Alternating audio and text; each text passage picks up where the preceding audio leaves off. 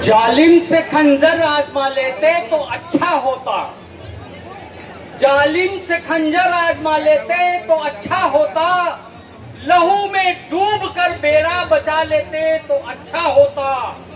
जिस जंजीर से बनी बेड़ी तुम्हारी, उसी लहू को मोड़ कर खंजर बना लेते तो अच्छा होता।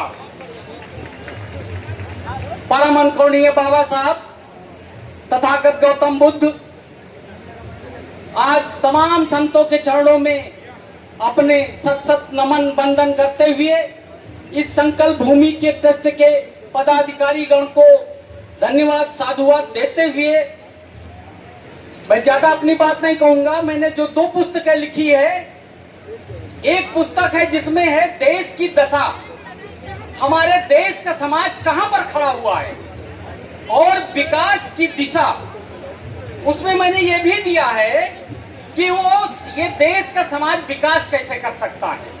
और दूसरी पुस्तक है साथियों, वो है आरक्षण, रिजर्वेशन, आर्टिकल 16 के ऊपर मैंने तमाम सुप्रीम कोर्ट, हाई कोर्ट को कोट करते हुए, उनके ऑर्डरों को कोट करते हुए मैंने लिखा है आरक्षण कहां से शुरू हुआ, जन्म कहां से है, और किसको पहले से मिल रहा है, किसको कम मिला। ये सारी बातें मेरी पुस्तक में आपको मिलेगी। एक बार पुस्तक पढ़ने के बाद आरक्षण विरोधी, मेरा चैलेंज है, जो आरक्षण विरोधी है वो भी आरक्षण का समर्थक हो जाएगा। और जो दूसरी पुस्तक में मैंने साथियों लिखी, मैं ज्यादा समय नहीं लूंगा, जो दूसरी पुस्तक लिखी है समाज की दशा। आज हमारा समाज अंधविश्वास, पाखंड और उस पर जो बैठा हुआ है, उससे कैसे निजात पाए। मैंने उसमें लिखा है पाखंड क्या है, अंधविश्वास क्या है, भगवान क्या है। भगवान के मैंने उसमें दर्शन कराए हैं, आप लोग पढ़िएगा ध्यान से। जो लोग नहीं है उनको मैं नंबर दे दूंगा, मंगा सकते हैं। साथियों, उसमें मैंने लिखा है परम ज्ञान क्या है और परम ज्ञानी कैसे बना जा सकता है।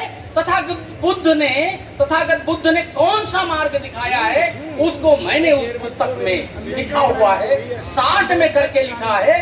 तो अगर मेरा ये चैलेंज है, एक आईएएस ने उसमें कमेंट भी किया है कि अगर वो पुस्तक हाई स्कूल और इंटर के क्लासों में चल जाए तो वो बच्चा पढ़ करके आईएएस, पीसीएस, डीएम और एसपी बनने से उसको कोई नहीं रोक सकता। उसे टाइप नहीं करना था। साथियों, मैं बौद्ध धर्म का कैडर लेता हूँ, 2 दिन का कैडर लेता हूँ, किताब लिखता हूँ, तो इसलिए आप समझ सकते हैं समय चूंकि कम है। तो मैं केवल इतनी बात कहना चाहूंगा, यहाँ पर जितने सारे साथी बोले हैं, बाबा साहब डॉक्टर अंबेडकर जब यहाँ मनुवादियों से अपमानित होकर के यहाँ बैठकर रोए, तो संकल्प लिया इस देश की व्यवस्था को उखाड़ फेंकने का, और जब तक रहेगा तन मन धन से वो इस देश के, इस समाज की सेवा करने का जो संकल्प लिया, इसके साथ एक और संकल्प लिया था। संकल्प सब बहुत लोग बता गए, लेकिन जो मेन संकल्प है, वो संकल्प जो वो 1935 में यहीं पर लिया था, वो संकल्प है कि मैं हिंदू धर्म में पैदा हुआ था, ये मेरे बस में नहीं था, लेकिन हिंदू धर्म में मरूंगा नहीं, ये मेरे बस में है। ये बाबा साहब का संकल्प था। और बाबा साहब की अंतिम इच्छा, बौद्ध धर्म की ले लो दीक्षा। ये बाबा साहब ने क्यों दिखाया। अगर टाइम होता तो आप लोगों से बात करता मैं। बाबा साहब, भाई बौद्ध धर्म ऐसा धर्म है जिसके अनुयायी कभी गरीब नहीं होते हैं, कभी बेअकले नहीं होते हैं, मतलब कम अकल के भी नहीं होते हैं। बौद्ध धर्म के अनुयायी विद्वान, वो दोस्त, वो देश पूरे वर्ल्ड पर, मानव समाज पर राज करता है।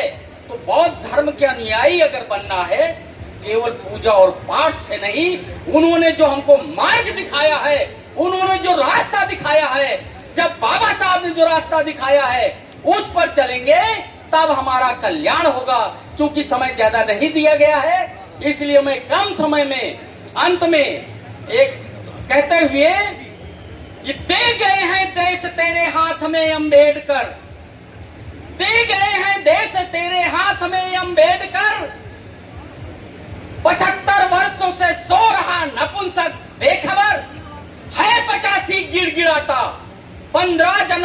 द्वार पर, घोर पश्चाताप, सो लानत तुम्हारी बुद्धि पर। बहनों, छात्रों, जवानों, आओ कसे अब हम कमर, और सारी उम्मीदें टिकी हैं बाबा साहब और भगवान बुद्ध के द्वार पर। इन्हीं शब्दों के साथ मैंने ज्यादा समय तो नहीं लिया। वैसे तो मैं बहुत कुछ बताता, बुद्ध को तथागत क्यों कहते हैं, बाबा साहब को बोधिसत्व कहते हैं। मैंने बहुत टेक्निकल